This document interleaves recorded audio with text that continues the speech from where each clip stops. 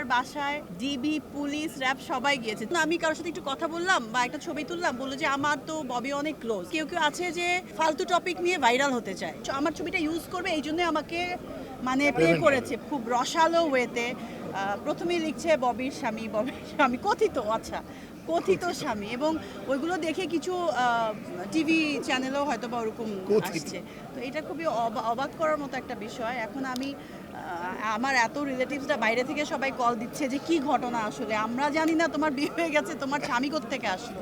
কালকে ডিবি অফিসে বলেছে যে ববির হাজবেন্ড এবং এইটার সাথে ববি জড়িত আছে কিনা দেখব। এক্স্যাক্টলি, জড়িত আছে কিনা এটা তো এত সময়ের বিষয় না, অবশ্যই দেখবে। আমি জড়িত আছি কিনা অবশ্যই দেখবে, বাট আমার পক্ষ আমি ক্লিয়ার করলাম, স্টেটমেন্ট দিয়েছি, ওদের সঙ্গে আমার কথাও হয়েছে, এবং সবার আমার মনে হয়েছে সবাই আমাকে বলছে যে তুমি কথাটা ক্লিয়ার করো, যেহেতু সবাই জানতে চাচ্ছে, আমার তরফ থেকে আমি ক্লিয়ার করে দিলাম। যেমন আমি কারোর সাথে একটু কথা বললাম বা একটা ছবি তুললাম, বললো যে আমার তো ববি অনেক ক্লোজ, সেটা তো আর সত্যতা তো সেখানে পাওয়া যাবে না, সেটার যদি কোনো তথ্য প্রমাণ থাকে সেটা একটা ডিফারেন্ট ইস্যু। জীবন অবাক না করলে কে করবে? 28% মিল্ক ফ্যাটের অবাক করার সাথে ফ্রেশ মিল্ক পাউডার। জীবন অবাক করুক প্রতিদিন। এবং কেউ আছে, এটা কিন্তু আপনারা জানেন যে কেউ আছে যে ফালতু টপিক নিয়ে ভাইরাল হতে চায়, এটা আমি খুবই অপছন্দ করি, এই জন্য আমি এটা নিয়ে কথা বলতে চাচ্ছিলাম না। এবং আমার মনে হয় আমার ক্যারিয়ার জীবনে আমি কখনোই কোনো কিছু নিয়ে কাজ ছাড়া, কাজের বাইরে কখনো ভাইরাল হওয়ার চেষ্টা করি নাই।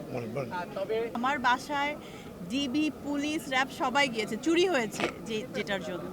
তো আমার বাসা কোথায়, আর ওনার বাসা যেটা জানলাম যে এটা গুলশান থেকে তাকে উদ্ধার করা হয়েছে। তো ববির বাসা তো এটা হতেই পারে না, যে এই নিউজের কোনো ভিত্তি থাকে না, সেটা দেওয়া কিন্তু অনেক বড় আইনগত এবং সামাজিকভাবে সবভাবেই কিন্তু এটা ইলিগেল, অনৈতিক। তো আমি আশা করব যে যেহেতু বিষয়টা পরিষ্কার হয়েছে এবং আইনগতভাবেও দেখা গেছে যে ওনার সাথে আমার যাদের কথাই বলছে তাদের কোনো পার্সোনালি প্রফেশনালি ওরকম কোনো মানে নেই, রিলেশন নেই। তো সেটা নিয়ে আমি আশা করব যে তোমরা প্রপারভাবে নিউজটা দিবে। আমরা তো আর্টিস্ট, কোথাও ইনভাইট করলে বা কিছু করলে আমরা বাইরে থেকে যেটা দেখা যায়, আমরা ভেতরে কি হচ্ছে বা উনি এক্স্যাক্টলি কি, এটা তো আমরা কেউ বলতে পারবো না, তাই না?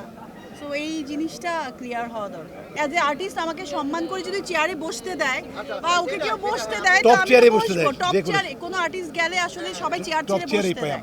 এখন অবশ্যই না লিগেলি না কোনোভাবে আমার ছবিটা ইউজ করবে এই জন্য আমাকে মানে পেমেন্ট করেছে, এই জন্যই কন্ট্যাক্টটা করেছে। এবং যখন গিফট দেয় এভাবে ধরেই গিফটটা দেয়, আর্টিস্টকে দিয়েই দেয়।